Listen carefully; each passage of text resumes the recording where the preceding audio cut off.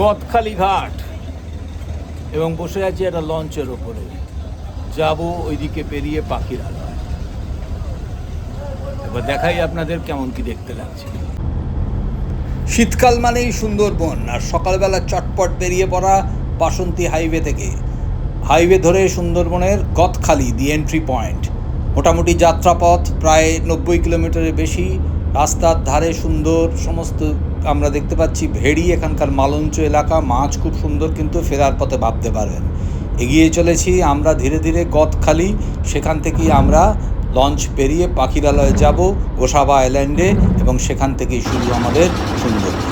দেখুন তো পড়েছি লঞ্চে, বিরাট অকুল পাথার, বিরাট নদী, বিরাট খাঁড়ি, যাই বলেন না কেন, পেরিয়ে আমরা এগিয়ে চলেছি উল্টো দিকে গোসাবা। সেখানে নেমে অটোয় ধরে যাব পাখিরালয়।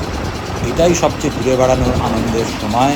এই সুন্দরবন, নীল আকাশ, স্বচ্ছ জল, ধীর স্থির ঢেউ এবং অজস্র মানুষের আনাগোনা। দেখুন, এসে গেছি অটোয় করে, মাঝখানে পাখিরালয়ে চলে এসেছি। দাঁড়িয়ে আছি আমরা আরেকটা ক্রিকেট ধারে, ঠিক উল্টো দিকে সজনেখালি।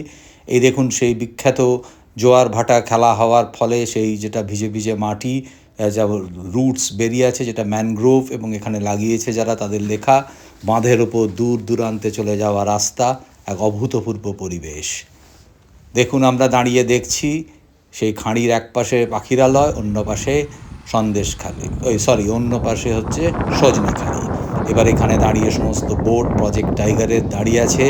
আমরা বেরিয়ে পড়ব, আমরা যাবো, দেখব সুন্দরবনের এই অভূতপূর্ব দৃশ্য। দেখুন দূর দূরান্তর বিস্তৃত, কি সুন্দর এই অপূর্ব জায়গা। একবার এলে চটপট ঘুরে যেতে কি আনন্দ লাগে। দেখুন পাখির ডাক, সঙ্গে জলের সাথে ভেসে চলেছে আপনার ছোট ছোট যে আপনার নৌকো, তার আওয়াজ, কি সুন্দরভাবে সব সংমিশ্রণ। এইবার ঘরে ফেরার পালা, দেখতে থাকুন। আবার সেই চটপট করে আমরা দেখা সেরে উঠে পড়লাম এবারে খেয়া নৌকোয়। এবার এত বড় এই বিরাট জলরাশি পেরিয়ে, সকলের সাথে খেয়া পেরিয়ে আমরা চললাম ওই দিকের গদখালিতে চলেছি। দেখুন এবার পৌঁছে যাব গদখালি। গদখালি থেকে আবার গাড়ি ধরে কলকাতার পথে, সঙ্গে সাথী সূর্য। কি সুন্দর এক অদ্ভুত অভিজ্ঞতা। চটপট কিন্তু একদিনেই আপনি সুন্দরবন ঘুরে আসতে পারেন, দেখে নিতে পারেন, এবং অজস্র সুন্দর আনন্দের স্মৃতি সঙ্গে নিয়ে আসতে পারেন।